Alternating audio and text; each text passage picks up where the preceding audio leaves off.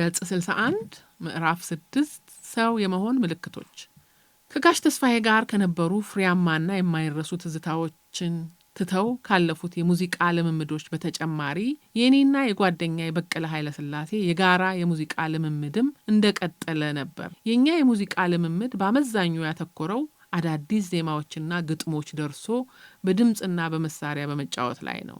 ከዓመታት በኋላ በስፋት እውቅና ያገኘሁበትን አንድ ፒያኖ ለሁለት መጫወት የጀመርኩት ከበቀለ ጋር እንደነበረ በዚያ አጋጣሚ መጥቀሱ ተገቢ ይመስለኛል። ሌላው ጓደኛችን ኃይለ ማርያም ገብረ ጊዮርጊስን አልፎ አልፎ ለበልምምዳችን እየተገኘ በጨዋታችን ይሳተፍ ነበር። ዜማና ግጥም የመድረስና ከሙዚቃም አዋህዶ የመቅረብ ችሎታችንን በወሬ የሰሙ ወይም በቅርብ የተከታተሉ አንዳንድ ተማሪዎች ግጥም ይዘው መጥተው ዜማ እንዲደረስላቸው ወይም ዜማቸው ተስተካክሎ ከሙዚቃ እንዲዋሃድላቸው ስለሚጠይቁን እንደ ሁኔታው እናስተናግዳቸው ነበር። አለኸኝ አበበ የተባለ በወቅቱ የ8ኛ ክፍል ተማሪ እወቂው ልወቀው ፈተና ደርሶበት የሚያለቅስ ልጅ ነው በሚል ግጥም ዜማ ደርሶ ከሙዚቃ እንዳዋህድለት ጠይቆኝ መግቢያ መሸጋገሪያና መደምደሚያ ቅንብሮች ሰርቼ አብረን እየተቀባበልን ዘፍነ ነው በስራው በጣም ረክቶና ተደስቶ እንደነበር ትዝ ይለኛል። ለግጥሙ መነሻ ምክንያቱ እሱ ራሱ ሊወስደው በዝግጅት ላይ የነበረው የ8ኛ ክፍል ብሔራዊ ፈተና መሆኑን ዘፈኑን እንዘፍን በነበረበት ወቅት አስረድቶኛል። በዚያ አኳኋን በተናጠል የሙዚቃ ስሜታችንን ለማርካት ችሎታችንንም ለማዳበር እናደርግ ከነበረው እንቅስቃሴ በተጨማሪ በትምህርት ቤት ደረጃ መደበኛ ያልሆኑ እንቅስቃሴዎች ነበሩ። ከነዚህም ውስጥ በሸክላ የተቀረጹ ሙዚቃዎችን በጋራ ማዳመጥ አንዱ ነው። ሸክላዎቹን ያመጡ የነበሩት ትላልቆቹ ተማሪዎች ሲሆኑ በአብዛኛው በውሰት ያገኟቸው የነበረ ይመስለኛል። ከዚያ በተጨማሪ በተለይ ቅዳሜና እሁድ የሬዲዮ ፕሮግራም ረዘም ላለ ሰዓት ይተላለፍ ስለነበር የአማርኛ ሙዚቃዎችና ከሰኞ እስከ አርብ በምሳ ሰዓት የሚተላለፉ የእንግሊዝኛ ሙዚቃዎችን ስንሰማ አስታውሳለሁ። በመደበኛው የሙዚቃ እንቅስቃሴያችን የመጀመሪያዎቹ ጥቂት ወራት ጠዋትና ማታ በጸሎት ሰዓት እንዘምራቸው በነበሩ መዝሙሮች የተወሰነ ነበር። ከዚያ በኋላ ግን በጋሽ ያገኘው ጥረት አንድ የአሜሪካ የሰላም ጓድ ፒስ ኮር አባል በመገኘቷ በሳምንት አንድ ቀን ማክሰኞ በምሳ ሰዓት ሁሉም ተማሪ በጋራ አዳዲስ መዝሙሮችን ማጥናት ጀመረ። ገጽ 62 በፈቃደኝነት መዝሙሮችን ስታስጠናን የነበረችው ሚስ ሳሊ ኮሊየር ከዚያ በተጨማሪ ጋሽ አበራ የሙዚቃ ትምህርቱን በበቂ ሁኔታ እንዲከታተል ኖቱን በብሬል በማጻፍና በልምምዱም ወቅት ከፍተኛ እገዛ ታደርግለት ነበር። ከሚስ ሳሊ በተጨማሪ የኖርዌጂያን ሚሽን አባልና ገና በመቋቋም ላይ የነበረው የብስራተ ወንጌል ሬዲዮ ጣቢያ ባልደረባ ሚስ ኢንግሪድ ሄንዳም እንደዚያው በፈቃደኝነት ረቡ ማታ ከእራት በኋላ በተለይ ትናንሽ ተማሪዎችን መንፈሳዊ መዝሙሮችን ያስተምሩን ነበር። ሚስ ሳሊ ዓለማዊ ይሁኑ መንፈሳዊ ስለ መዝሙሮቹ ይዘት ብዙም ሳትጨነቅ ዋናው ትኩረቷ ህብረ ዝማሬውና ዜማው ላይ እንደነበር ትዝ ይለኛል። ከዚህ በተቃራኒው ደግሞ ሚስ ኢንግሪድ ለመዝሙሮቹ መንፈሳዊ ይዘት ልዩ ትኩረት ከመስጠት አንስቶ ትርጉሙን እንድናውቅ በመጣር የመካነ ኢየሱስ ወንጌላዊት ቤተክርስቲያን ትገለገልበት የነበረውን ስብሐት ለአምላክ የተሰኘ መዝሙር እንዳመጡ አስታውሳለሁ። ሚስ ኢንግሪድ መንፈሳዊ መዝሙሮቹን ካስተማሩን በኋላ አብረውን በመዘመርና በተለያዩ መንገዶች እኛን ከማስደሰት ያገኙት የነበረው የመንፈስ ሙላትና የህሊና እርካታ በሳቃቸውና በፈገግታቸው በግልጽ ይታወቅ ነበር። ከዚህ በተቃራኒው ሚስ ሳሊ ያስጠናቻቸው መዝሙሮች በትምህርት ቤቱ ብቻ ተወስኖ እንዳይቀር ሙዚቃ ታስተምርበት በነበረው የእቴጌ መነን የልጃገረዶች ትምህርት ቤት ኮንሰርት አዘጋጅታ መዝሙሮቹን በመዘመር ብዙ አድናቆት የተቸረውና የተዋጣለት የምሽት ፕሮግራም አቀረብን። ፕሮግራሙ በምሽት የተካሄደ ስለነበር ከታዳሚዎቹ አብዛኛዎቹ አዳሪ ተማሪዎች ነበሩ። በተለይ በዚያ ፕሮግራም እኔና ጓደኛዬ ኃይለ ማርያም ገብረ ጊዮርጊስ ዶና ኖቪስ ፓቼም በሚል የዘመርነው የላቲን መዝሙር በጣም የተወደደ ሲሆን ጋሽ አበራም በከፍተኛ ደረጃ ፒያኖ ተጫዋችነቱን ያስመሰከረበትን የተለያዩ የሙዚቃ ስልቶችን እንዳቀረበ አስታውሳለሁ። በጊዜው ይህ መዝሙር እንዲደገም ተጠይቆ ጋሽ አበራ ለሁለተኛ ጊዜ ሲጫወተው መጨረሻው ላይ የነበረው ጭብጨባና ፉጨት ያውም የልጃገረዶች ፉጨት ከበፊቱ ቢበልጥ እንጂ ያነሰ አልነበረም። በዚያ ዓመት በትምህርት ቤቱ በሙዚቃ ረገድ የታየው እንቅስቃሴ የበርካታ ተማሪዎችን ቀልብ ከመሳቡ በተጨማሪ ትምህርት ቤቱ በህብረተሰቡ ዘንድ ይበልጥ እንዲታወቅ ከፍተኛ አስተዋጽኦ አድርጓል።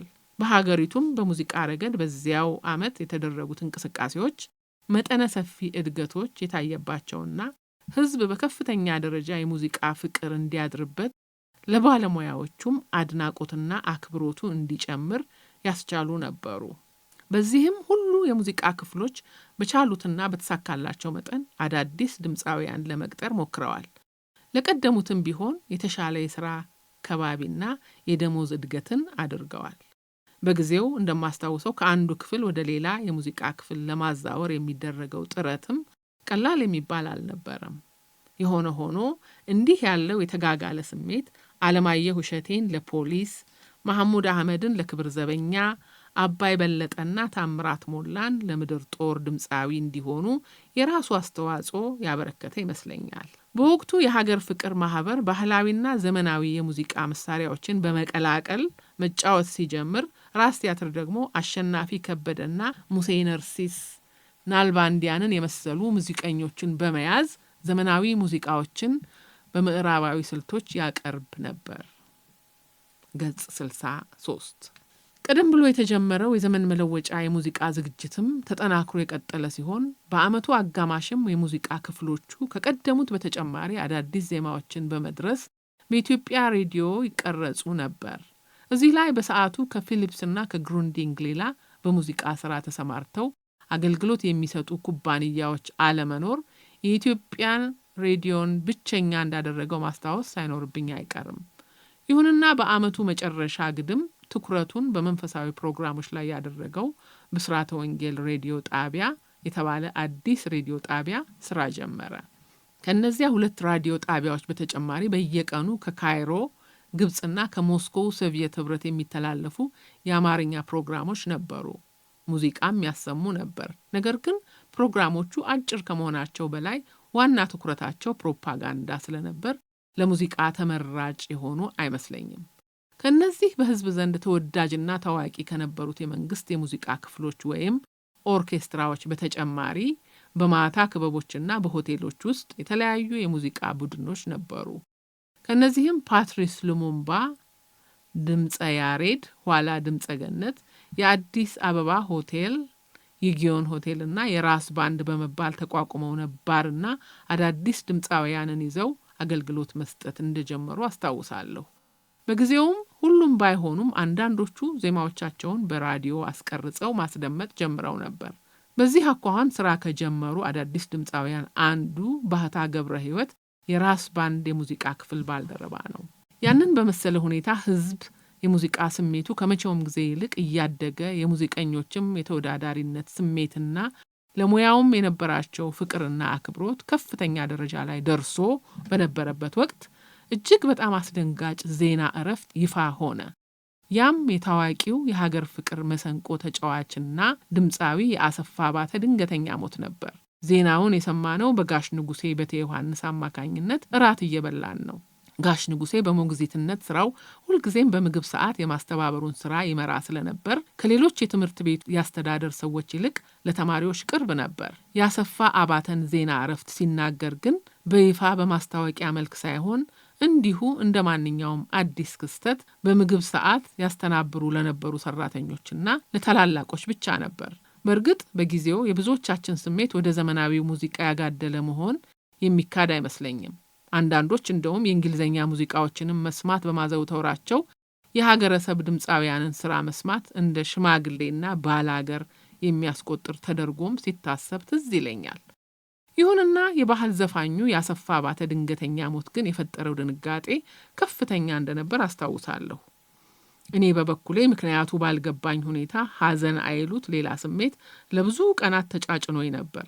ያሰፋ ባተን ዘፈኖች በጥሞና ማዳመጥና አንዳንዶቹን በፒያኖ ለመጫወት የሞከርኩትም ከዜና እረፍቱ በኋላ ይመስለኛል። ገጽ 64 የዚያ ድንገተኛ ሞት ምክንያት በግልጽ አለመነገሩ የፈጠረው ጥርጣሬ ደግሞ በየጊዜው ከጆሮ ጆሮ ሽው ሽው ይሉ ለነበሩ ወሬዎች የተመቸና ህዝቡን ግራ በማጋባት ነገሩን የወል እንቆቅልሽ ያደረገ ነበር። በዚያን ጊዜ ህብረተሰቡ ስለ ኪነ ጥበባት የተለያዩ ዘርፎች በነበረው የግንዛቤ ደረጃና የአክብሮት መለኪያ ሙዚቃ በዝቅተኛ ደረጃ ላይ ነበር ለማለት ይቻላል። በዚያም የተነሳ ዋና ዋናዎቹ የሙዚቃ ክፍሎች ሙዚቃና ቲያትርን በአንድ ላይ በመቀናጀት የህብረተሰቡን ስሜት ለመማረክ የተቻላቸውን ጥረት ያደርጉ ነበር። የመርሃውራን ትምህርት ቤት በሜኖናይት ሚስዮን ይተዳደር በነበረበት ወቅት ሙዚቃ ለመንፈሳዊ አገልግሎት ብቻ ነበር እንዲውል የተደረገው። በዚያም ብዙ ተግባሮች ተከናውነዋል። አጥጋቢ ውጤቶችም ተገኝቶባቸዋል። እጅግ በጣም በሚያስገርም ሁኔታ ስሜቱና ፍላጎቱ ከነበራቸው ትልልቅ ተማሪዎች አብዛኞቹ የብሬል የሙዚቃ ኖት የማንበብና ያነበቡትን አስታውሶ የመጫወት ችሎታ ነበራቸው። በጆሮ በመስማት ብቻ በትግል ሙዚቃ መጫወት የተለማመድን እንደኔ አይነቶቹ ደግሞ የተለያዩ ዜማዎችን ከመጫወት አልፈን ዜማዎች መድረስም ሞካክረን ነበር። በዚያ ወቅት ለመንፈሳዊ መዝሙሮች ይሰጥ በነበረው ትኩረት ምክንያት የሙዚቃ ድርሻ ከፍተኛ ቢሆንም በቲያትሩ በኩል ተማሪዎች ያደረጓቸው አንዳንድ እንቅስቃሴዎችም ነበሩ። እንዲያውም እኔ ትምህርት ቤት ከመግባቴ በፊት የዊሊያም ሼክስፒርንና የሌሎችንም ታዋቂ ደራሲያን ቲያትሮች ተማሪዎች በቃል አጥንተው በእንግሊዘኛ ይተውኑ እንደነበሩ አንዳንድ ተማሪዎች ነግረውኛል። ትምህርት ቤት ከገባሁ በኋላም በተለያዩ አጋጣሚዎች በውጭ ሀገር ጸሐፍ ተውኔት ተደርሰው በአማርኛ የተተረጎሙ አጫጭር ድራማዎች፣ አንዳንድ የልብ ወለድ መጽሐፍትንና የመጽሐፍ ቅዱስ ታሪኮች አለዚያም እዛው በዚያው የድንገቴ ፈጠራ ኢምፕሮቪዜሽን ተዋናዮቹ ቃል በቃል በሚለዋወጡት ዳያሎግ የተሰሩ ቲያትሮች በመድረክ ቀርበው ለትምህርት ቤቱ ማህበረሰብና ለአካባቢው ሕዝብ ሲታዩ አስታውሳለሁ።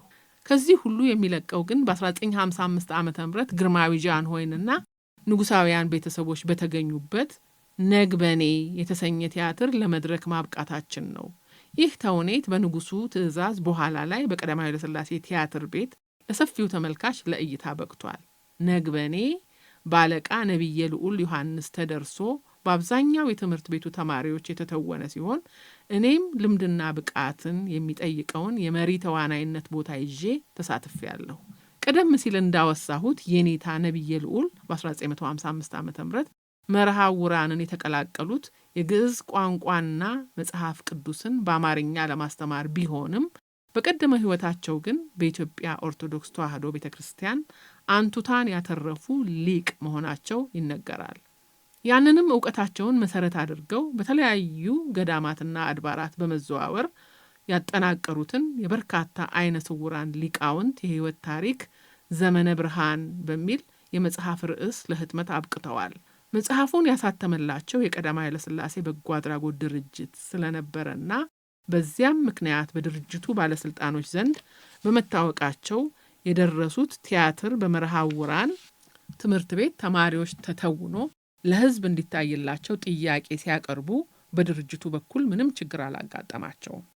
ገጽ 65 እንደማስታውሰው ነግበኔ ቲያትር አንድ ከተወለደበት ጊዜ ጀምሮ አይነ ስውር የሆነን ታዳጊ የህይወት ውጣ ውረድ የሚቃኝ ነው። በዚህም ወላጆች ስለ ልጆቻቸው የነበራቸው አመለካከት በልጃቸው ሁኔታ የተፈጠረውን ችግር ለመፍታት የተከተሏቸውን አቅጣጫዎች፣ ኋላም መፍትሄ ሲያጡ ችግሩን ለመደበቅ ልዩ ጠባቂ እስከ መመደብ መድረሳቸውን ያወሳል። በመጨረሻም የወሰዱት እርምጃ ተሰናክሎ ልጁና ጠባቂው ጠፍተው ከተማ በመግባት ከጃንሆይ ዘንድ ሲቀርቡና አይነ ስውሩ ወደ መርሃውራን ትምህርት ቤት ጠባቂው እጓለ ማውታን ሕፃናት ማሳደጊያ ሲገቡ ያስመለክታል።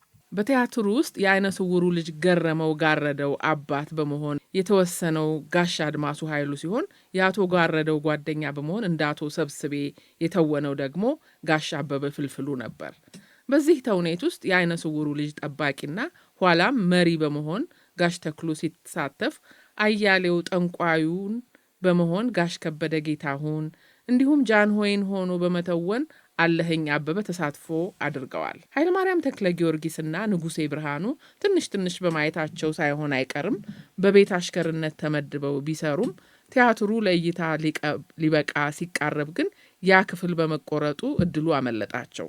በዚህ ተውኔት ላይ ሌላው ትዝ የሚለኝ ጉዳይ የመርሃውራን ትምህርት ቤት ለወንዶች ብቻ የተቋቋመ ስለነበር ለቲያትሩ የሚያስፈልጉ ሴቶችን ከሌላ ቦታ ማምጣቱ ነው። በዚህም በሴቶች በጎ አድራጎት ድርጅት ይተዳደር ከነበረው የትንሣኤ ብርሃን ትምህርት ቤት 2 አይናማ ሴት ተማሪዎች ተጋብዘው አብረውን እንደተሳተፉ አስታውሳለሁ። ይህ ቲያትር በአግባቡ የተሰናዳ ስክሪፕት የነበረው ሲሆን ቃለ ተውኔቱም ግጥማዊ ነበር። በመሆኑም የመጀመሪያው ስራ የሆነውን የእያንዳንዱን ተዋናያን ጽሑፍ ስክሪፕት እና የመሸጋገሪያ የቃል በቃል ንግግር ትራንዚሽናል ዳያሎግ ከቀለም ጽሑፍ ወደ ዳያሎግ መቀየር አስፈላጊ ነበር። ለዚህ ደግሞ በትርፍ ጊዜው በማተሚያ ቤት ይሰራ የነበረው ጋሽ ታሪኩ በቀለ ከየኔታ ነብየ ልዑል የቅርብ ረዳት ተክለ ብርሃን ከሚባል ወጣት አይናማ ጋር ያደረጉት ጥረት የጎላ መሆኑን ማንሳት ያስፈልጋል። የጋሽ ታሪኩ በቀለ እጅግ በጣም የሚያስገርሙ ሁለገብ ክህሎቶችና በተለያዩ መስኮች የነበሩትን እምቅ ችሎታዎቹን የማወሳባቸው ብዙ አጋጣሚዎች ይኖራሉ። በተለይ ግን ቲያትሩን በተመለከተ ከላይ የተጠቀሰውን የእያንዳንዱን ተዋናይ ክፍል ስክሪፕት በብሬል ገልብጦ ከማከፋፈል ባሻገር የኔታ ነብየ ልዑል የቅርብ አማካሪ በመሆን ተዋናያኑን ከመምረጥ ጀምሮ ስራው ደረጃ በደረጃ በተቻለ ፍጥነት ሊቀላጠፍ የሚያስችሉ ሂደቶችን በማቀናበርና በማቀናጀት ብዙ ጠቃሚ ተግባራት እንዳከናወነ መገመት ይቻላል። በቲያትሩ መጀመሪያ መሃልና መዝጊያ ላይም የተዘመሩት መዝሙሮች በአኮርዲዮን የጀበው እርሱ ነበር። እንደ ተውኔት ድርሰቱ የመጀመሪያ ረቂቅ አይነ ስውሩና መሪው ወደ የተመደቡባቸው ቦታዎች ከገቡ በኋላ በተለይ አይነ ስውሩ ትምህርቱን ጨርሶ ሲመረቅ ለግርማዊ ጃንሆይ የምስጋና ንግግር እንዲያደርግ ነበር የተጻፈው። ያንን የምስጋና ንግግር የማድረጉ ድርሻ ለጋሽ ታሪኩ ነበር የተሰጠው። ገጽ 66። በኋላ ግን ቲያትሩ በባለሙያ ሲገመገም ያ ክፍል ተቆርጦ እንዲወጣ ስለተደረገ ጋሽ ታሪኩ ቀጥታ በቲያትሩ ተዋናይ የመሆን እድል አልገጠመውም። ከላይ እንደገለጽኩት ግን ቲያትሩ ከዝግጅቱ ጀምሮ በመድረክ ለሕዝብ እስከታየበት ጊዜ ድረስ ጋሽ ታሪኩ ያበረከተው አስተዋጽኦ በልዩ ትዝታና በከፍተኛ አድናቆት የሚታወስ ይመስለኛል። መቼም ቲያትሩ የብዙ ግለሰቦችንና ቡድኖችን ድካምና ጥረት እንደመጠየቁ ስራው በስኬት እንዲጠናቀቅ ከተደረገው ርብርቦሽ አንጻር ሲታይ የትምህርት ቤቱ ብቻ ሳይሆን የቀዳማዊ ኃይለሥላሴ በጎ አድራጎትም ጭምር የዓመቱ ዋና ክንውን ነበር ቢባል የተጋነነ አይመስለኝም። ይህ ማለት ግን ሂደቱ እንከን አልባ ነው ማለት አይደለም። ከነዚህ አንዱ የሴት ተዋናይት አመራረጥን የተመለከተ ነበር።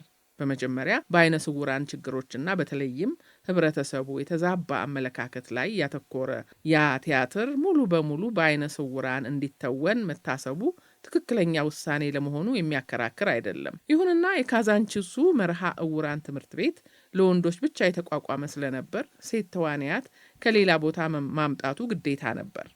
ከጎረቤት የህፃናት ማሳደጊያና ትንሣኤ ብርሃን ትምህርት ቤቶች በውሎ ገብ ማለትም በተመላላሽነት መርሃ እውራን ትምህርት ቤት ይመጡ የነበሩ አይነ ስውራን ሴቶች ቢኖሩም ቲያትሩን ለመተወን ብቁ ይሆናሉ ተብሎ በጭራሽ አልታሰበም።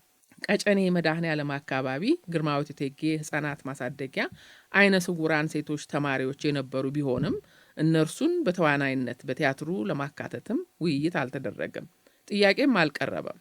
ስለዚህም የሴቶቹ ገጸ ባህሪያት ከትንሣኤ ብርሃን ትምህርት ቤት በመጡ አይናማ ሴቶች እንዲያዝ ተደረገ። በተዋናይነትም ይሁን በሌላ በቲያትሩ ከተሳተፉት ሁሉ በእድሜ ትንሹ እኔ ስለነበርኩ እንዲህ ሁን እንዲህ አድርግ እባል የነበረውን በእሽታ ከመቀበል በቀር የሚመስለኝን ለመናገርና የግል አስተያየቴን ለመሰንዘር ስሜቱ ፍላጎቱም አልነበረኝም። በእርግጥ ስሜቱና ፍላጎቱ ቢኖረኝም ጆሮውን ሰጥቶ የሚያዳምጠኝ ማግኘቱም ቀላል የሚሆንልኝ አይመስለኝም። ነገር ግን ለስራው በነበረኝ ፍቅርና ውጥናችንም ከግብ እንዲደርስ አሳይ በነበረው ከፍተኛ ስሜትና ጉጉት የተነሳ በቲያትሩ ስራ የተሳተፉት ሁሉ ለእኔ ከፍተኛ አድናቆት ነበራቸው። እኔም ይለገሱኝ የነበሩትን ምክሮችና አስተያየቶች ያላንዳች ጥያቄና ማንገራገር ተቀብዬ በተግባር ለማዋል የነበረኝ ትጋት እንደ ሙዚቃው ሁሉ በሌሎችም የኪነ ጥበባት ዘርፎች የነበረኝን ፍቅርና አክብሮት ያንጸባረቀ ይመስለኛል።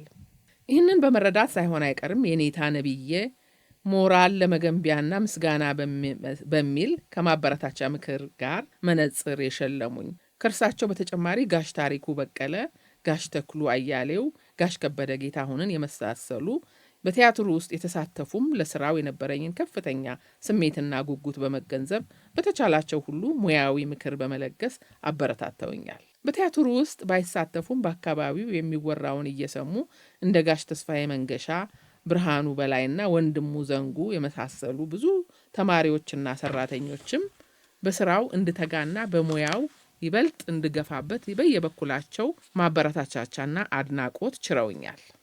ገጽ 67 ከትንሣኤ ብርሃን ትምህርት ቤት የመጡትን ሴት ተዋናያት በተመለከተ በቲያትሩ የእናትነት ገጸ ባህሪ የተወነችው ሃና ወይም ዘይቱና የእናት ያህል ትንከባከበኝና ትጠነቀቅልኝ የነበረ ሲሆን ሌላዋ ተዋናይትም አስቴርም ከማንም ይልቅ ከወንዱም ከሴቱም በበለጠና በተለየ ሁኔታ ቀርባ በማነጋገርና በማጫወት የእህትነትና የወንድምነት አይሉት ሌላ ልዩ ስሜት አሳድራብኝ ነበር። ያው ተቀራርቦ በየትምህርት ቤቶቻችን ስለነበሩት ሁኔታዎች አፍ ለአፍ ገጥሞ ከመወራራት በስተቀር መቼም በዚያ የ12 ዓመት ለጋ ዕድሜ ሌላ ምንም ፍላጎት ሊኖረኝ እንደማይችል የታወቀ ነው።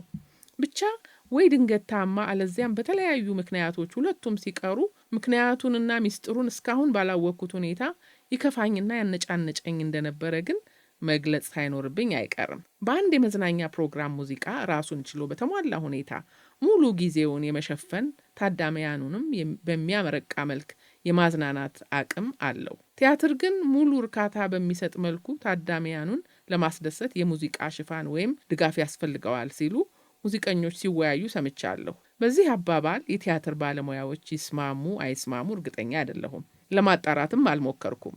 የእኛን ቲያትር ያዘጋጁ ባለሙያዎች ግን ሙዚቃን መጠቀም አለብን ብለው በማመናቸው አስቀድመው ሲመካከሩ እንደነበር አስታውሳለሁ። በጊዜው ተወዳጅ የነበሩ ዘፈኖች ጠቃሚ መልእክቶች ያዘሉ ዓላማዊና መንፈሳዊ መዝሙሮች፣ በመሳሪያ ብቻ የተቀነባበሩ ዜማዎች፣ ሌሎችም የሙዚቃ ስልት አይነቶች ለቲያትሩ ተጨማሪ ውበት ለመስጠት በአማራጭነት ቀርበው ነበር። የወቅቱን ዘፈኖች በተመለከተ የተለያዩ የሙዚቃ ክፍሎች እንስት ድምፃውያን የተፎካከሩበት አይን የተፈጠረው ሁሉን ለማየት ነው፣ አንተን አይቶ ሌላ አላያለምን ነው የተባለው ዘፈን በእኛው በኩል እንደ አቅማችን እና እንደ ችሎታችን በተለያዩ ድምፃውያን ተዘፍኖ የብዙዎችን ቀልብ ስቦ እንደነበር ትዝ ይለኛል። ኋላ ግን በድምፅ መዝፈኑ ቀርቶ ፕሮግራሙ ከመጀመሩ በፊት ጋሽ ታሪኩ በአኮርዲዮን እንዲጫወተው ተደረገ። ዓለማዊ መዝሙሮችን በተመለከተ እውራን ተነሱ ቶሎ ተራመዱ፣ በኃይለ ሥላሴ ተከፍቷል መንገዱ የተሰኘውን በኔታ ነቢዬ የተደረሰው በተውኔቱ መክፈቻነት ሲያገለግል፣ ለፕሮግራሙ አጋማሽ ደግሞ ዜማው በበቀለ ኃይለ ሥላሴ ግጥሙ በየኔታ ነቢዬ የተደረሰው ሰዎች ሆይ ሰዎች ሆይ ሰዎች ሆይ ተባብረን እንስራ በአንድ ላይ የተሰኘው መዝሙር ቀረበ። መንፈሳዊ መዝሙሮችም የፕሮግራሙ አካል የመሆናቸው ጠቀሜታ ስለታመነበት እኔና ኃይለማርያም ገብረ ጊዮርጊስ ዶን ኖቪስ ፓቼም የተሰኘው ሚሳሌ ያስጠናችንን የላቲን መዝሙር አሰማን። ከግርማዊት እቴጌ ሕፃናት ማሳደጊያ የመጡ ሴት አይነ ስውራንም አንድ የአማርኛና አንድ የእንግሊዝኛ መዝሙሮችን ተለማመዱ። በቲያትሩ ላይ በጋሽ ወልደ ሐዋርያት የቀረበው ያሬዳዊ የቤተ ክርስቲያን ዜማም ለተውኔቱ ይበልጥ መዋብ የራሱ ሚና እንደነበረው አስታውሳለሁ። ገጽ 68 የቲያትሩ ልምምድ በእንዲህ አይነት ሁኔታ ለብዙ ሳምንታት ከቀጠለ በኋላ ለድምተኞች ሊቀርብ በሚችልበት ሁኔታ ላይ በመድረሱ በየኔታ ነቢዬና በዕድሜም በትምህርትም ደረጃ ከፍ ባሉት ተሳታፊዎችና አልፎ አልፎ ሂደቱን ይቃኙ በነበሩት የትምህርት ቤቱ መምህራንና ሰራተኞች ከመግባባት ላይ ተደረሰ። በዚህም የተነሳ ቀን ተወስኖ ለትምህርት ቤቱ ዳይሬክተርና ምክትል ዳይሬክተር፣ ለመምህራንና ሰራተኞች፣ ተለቅ ላሉ ተማሪዎችና ለአንዳንድ ከውጭ ለመጡ እንግዶች ምንም አይነት የአልባሳትም ሆነ የመድረክ ዝግጅት ባልነበረበት ሁኔታ ቀረበ። ግጥምና ዜማ ለመድረስ በመሞካከር ለሙዚቃ በነበረኝ ልዩ ፍቅርና ስሜት ስለ እኔ ከፍተኛ ግምት የነበራቸው የትምህርት ቤቱ ማህበረሰብ አባላት በቲያትሩ የተሰጠኝን ገጸ ባህሪ በብቃት መተወኔን ሲያዩ አክብሮታቸውና አድንቆታቸው ሲጨምር የኔም በራስ የመተማመን መንፈስና ለራስ ዋጋ የመስጠት አመለካከቴ በከፍተኛ ደረጃ እያደገ መጣ። ከዚያ የመጀመሪያ ደረጃ ግምገማ በኋላ የተጠቆሙ ማሻሻያዎችን አድርገን ቅዳሜና እሁድን ጭምር በመጠቀም ልምምዳችንን ይበልጥ አጠናክረን ቀጠልን። አጠቃላይ ዝግጅቱ ከበፊቱ በተሻለ ሁኔታ ላይ መድረሱ ሲታመን የቀዳማዊ ኃይለ ሥላሴ በጎ አድራጎት ድርጅት ከፍተኛ ባለስልጣኖች እንዲያዩት ተደረገ።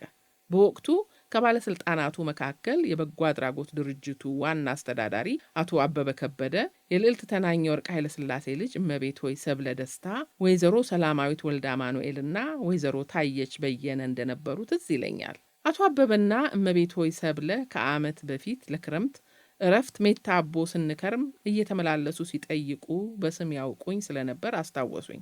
ወይዘሮ ሰላማዊትና ወይዘሮ ታየሽ ግን ለመጀመሪያ ጊዜ ያዩኝ ቲያትሩን ሊመለከቱ በመጡበት ወቅት ነው።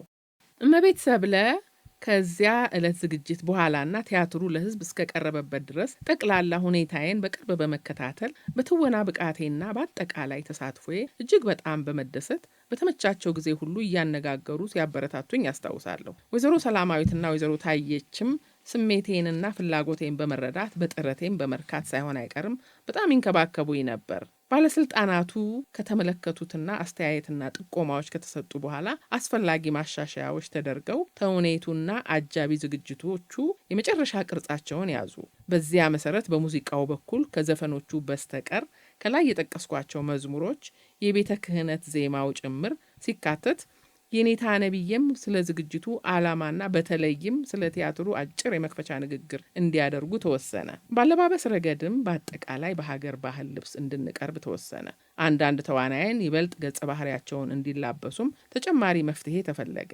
በዚህም ጃንሆይን ሆኖ ለሰራው ለአጃቢ ወታደሮች በእመቤት ሰብለ በኩል ከቤተ መንግስት ልብሶች ለማግኘት ተቻለ። አጠቃላይ ስራው አመርቂ የተባለለት ደረጃ ላይ ከደረሰ በኋላ ዝግጅቱ ለማንና የት ይቅረብ በሚለው ጥያቄ ላይም ውይይት ማድረግ ተጀመረ። ከዚያም የቀዳማዊ ኃይለሥላሴ በጎ አድራጎት ድርጅትና የትምህርት ቤቱ ኃላፊዎች የኔታ ነብዬም ጭምር በጋራ ባደረጉት ውይይት በመጀመሪያ ቲያትሩ ለንጉሳውያን ቤተሰቦችና ለመንግስት ባለስልጣናት እንዲታይና ለዚህም የተፈሪ መኮንን ትምህርት ቤት አዳራሽ እስከ መድረኩ ምቹ እንደሆነ ከስምምነት ተደረሰ። ገጽ 69። እስከዚያ ጊዜ ድረስ ልምምዱ ሲካሄድ የነበረው ከመማሪያ ክፍሎች በአንዱ በመሆኑ መድረኩን ተመልካቾች ከተቀመጡበት ቦታ የሚለየው ምንም ነገር አልነበረም። ተዋንያኑ ፊት ለፊት ወጥተን በየድርሻችንን ከተወንን በኋላ ተመልሰን ከተመልካቾች ጋር እንቀመጥ ነበር። ምናልባት ትንሽ ብንለይ ተዋንያኑ ለብቻችን በአንድ መስመር መሆናችን ነበር። የተፈሪ መኮንን ትምህርት ቤት አዳራሽ ቲያትሩን ለማሳየት አመቺነቱ ከታመነበት በኋላ በፊት ስናደርግ ከነበረው ልምምድ በተለይ የመድረክ ላይ ልምምድ መካሄድ ነበረበት። ይህም የተወሰነ ጊዜ መፍጀቱ አልቀረም። ለመለማመድም በዚያ ያለ የሰው ኃይል ያስፈልግ ስለነበር የትምህርት ቤቱ ሰራተኞችና መምህራን ከቀዳማዊ ኃይለሥላሴ በጎ አድራጎት ድርጅት ባልደረቦች ጋር በቋሚነት በስራው መሳተፋቸው ግድ ነበር። የቲያትሩን ማሳያ ቀን መወሰን በተመለከተ ለግርማዊ ጃንሆይ አመቺ የሆነ ጊዜ እስኪገኝ መጠበቁም አስፈላጊ ነበር። ከብዙ ንግግር በኋላ በተለይ የልጅ ልጃቸው እመቤት ሆይ ሰብለ ደስታ ለስራው መሳካት በነበራቸው ከፍተኛ ፍላጎትና ስሜት በቤተ መንግስትም በነበራቸው ተሰሚነት ያለ ብዙ ድካም አመቺ ጊዜ በመገኘቱ ቲያትሩ ሚያዝያ 17 ሐሙስ ቀን ከሰዓት በኋላ በተፈሪ መኮንን ትምህርት ቤት አዳራሽ እንዲታይ ተወሰነ። ከግርማዊነታቸው በስተቀር የትኞቹ የንጉሳውያን ቤተሰብ አባላትና የመንግስት ባለስልጣን እንደተገኙ በጊዜው በዝርዝር የተነገረን ነገር አልነበረም።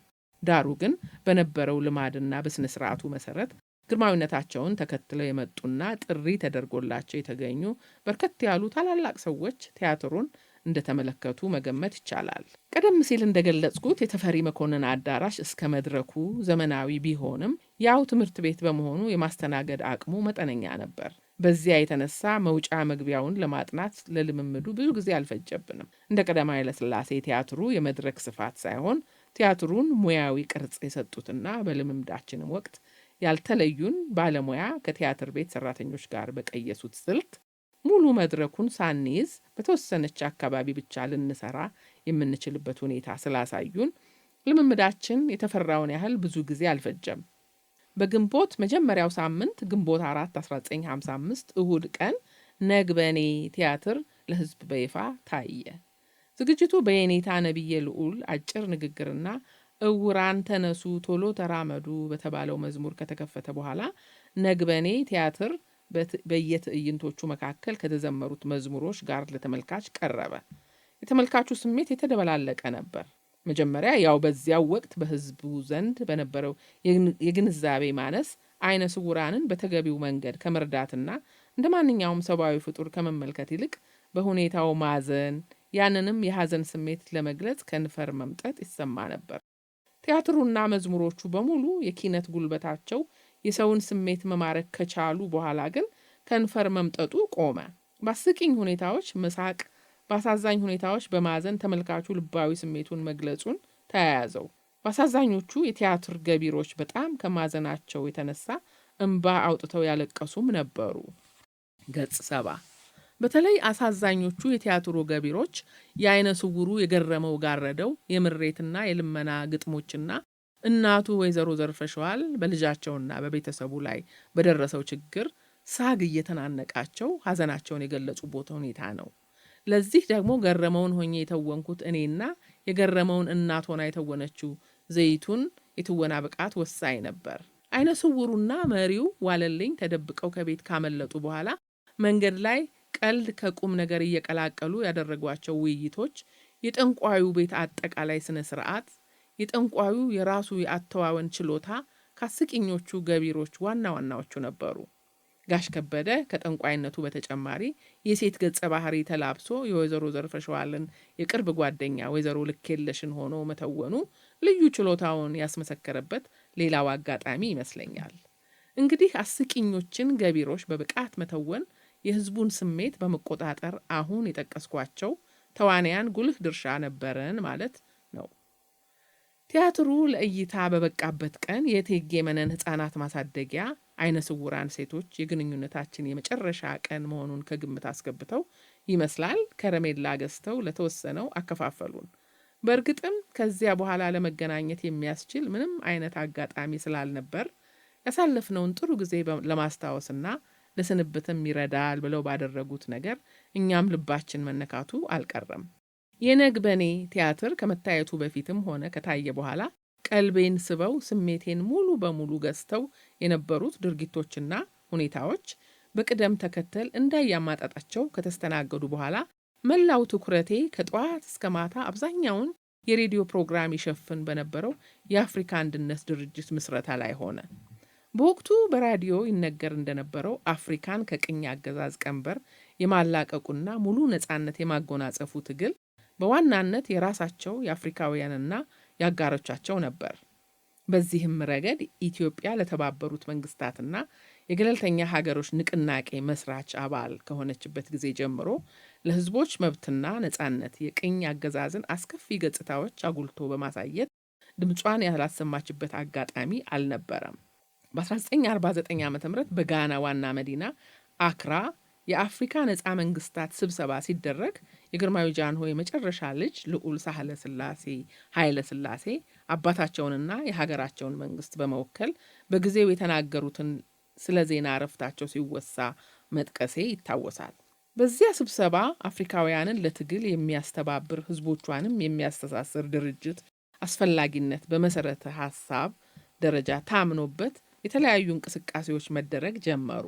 በየዓመቱ የአፍሪካ ቀን እንዲከበር የተወሰነውም በዚያ ስብሰባ ይመስለኛል። በወቅቱ ቀኑ ሲከበር ይዘመሩ የነበሩት መዝሙሮችም ልዩ ስሜት ያሳድሩብኝ ነበር። ከነዚህ መካከልም አፍሪካ አፍሪካ ሀገራችን የተሰኘው በናዝሬት ትምህርት ቤትና በዩኒቨርሲቲ ተማሪዎች የተዘመረው ህብረ ዝማሬ አንዱ ነው። ከዚህ በተጨማሪም በፖሊስ የሙዚቃ ኦርኬስትራ የተቀነቀነው አፍሪካ የዓለም ዘውድ መሆንሽን አውቃለሁ፣ እኔ መስክር ቢሉኝ ከልቤ እምላለሁ የሚል ግጥም የነበረው ዜማም በሬዲዮ ሲተላለፍ ሩቅ ቦታም እንኳ ብሆን በፍጥነት መጥቼ ሬዲዮ ጠረጴዛው ጎን ተለጥፌ መስማት በጣም ደስ ይለኝ ነበር። ገጽ 71 ቀኑ ሲከበር ከዘፈኖቹና መዝሙሮቹ በተጨማሪ ግርማዊ ጃንሆይ ዕለቱን በማስመልከት በሬዲዮ መልእክት ያስተላልፉ ነበር። በየሀገሩ ያሉ የነጻነት ታጋዮች ኢትዮጵያ ሲመጡ ጥሩ አቀባበልና መስተንግዶ ይደረግላቸው ስለነበርና ያም በሬዲዮ ከፍተኛ የዜና ሽፋን ስለነበረው የአንዳንዶቹ የነጻነት ስሞች ከነሀገሮቻቸው ማወቅ እንዳጋጣሚም ቃለ ምልልስ ከተደረገላቸው በእንግሊዝኛም ቢሆን ቋንቋው ባይገባኝም ዝም ብሎ ማዳመጥ እወድ እንደነበር አስታውሳለሁ። ኢትዮጵያ የነጻነት ተምሳሌት የመሆኗ ቁም ነገር ዓለም አቀፍ እውቅናው እየጨመረ ሲሄድ የተባበሩት መንግስታት ድርጅትም የአፍሪካ ኢኮኖሚክ ኮሚሽን ዋና መስሪያ ቤቱን አዲስ አበባ እንዲሆን ወሰነ።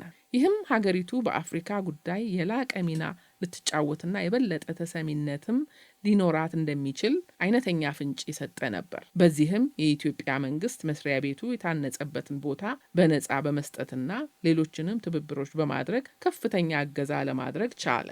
ነጻነታቸውን ያገኙ የአፍሪካ ሀገሮች ቁጥር እየጨመረ በሄደ ቁጥር በአንድ ላይ ተባብሮ ድርጅታዊ አቅምን የማጎልበት ፍላጎት ይበልጥ እያስተጋባ ለአንድ ዓላማና ለአንድ ግብ የመንቀሳቀስ ስሜት በየአካባቢው ይንጸባረቅ ጀመር። ያ ፍላጎትና ስሜት ወደ ታለመለት ግብ በቀላሉ እንዳይደርስ ግን ርዕዮተ ዓለምን መሰረት ያደረጉ የተለያዩ አመለካከቶች ሂደቱንና ትግሉን እጅግ በጣም ውስብስብ እንዳደረጉት አያከራክርም።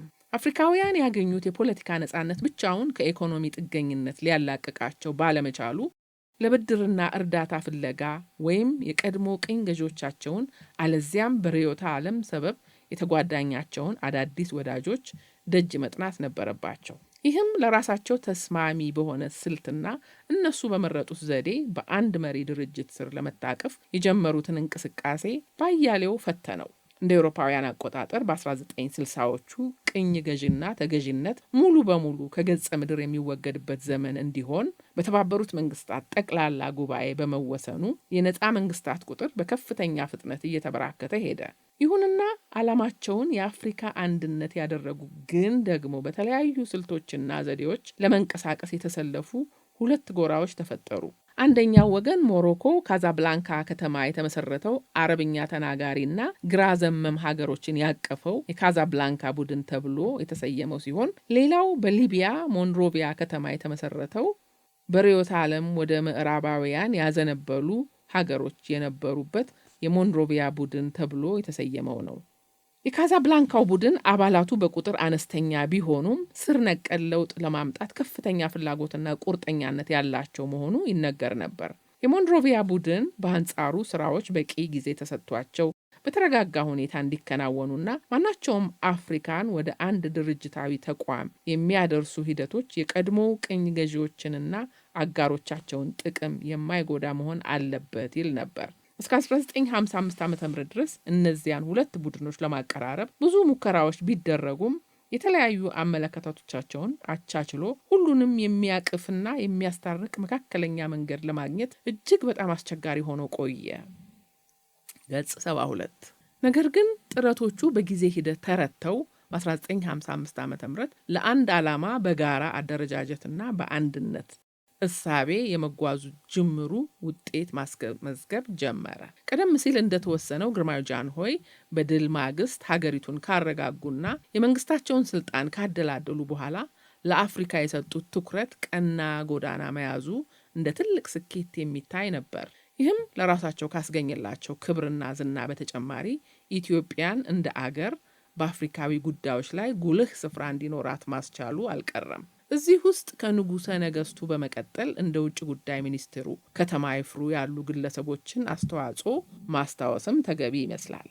የአቶ ከተማ ይፍሩ የሥራ እንቅስቃሴ በሬዲዮ ከፍተኛ የዜና ሽፋን የነበረው ሲሆን የአፍሪካን ነፃ መንግስታት ዋና ከተሞች በሙሉ በጎበኙባቸው ወቅቶች ከየመንግስታቱ የውጭ ጉዳይ ሚኒስቴሮችና መሪዎች ጋር ያደረጓቸው ውይይቶች በዝርዝር ይገለጹ ነበር።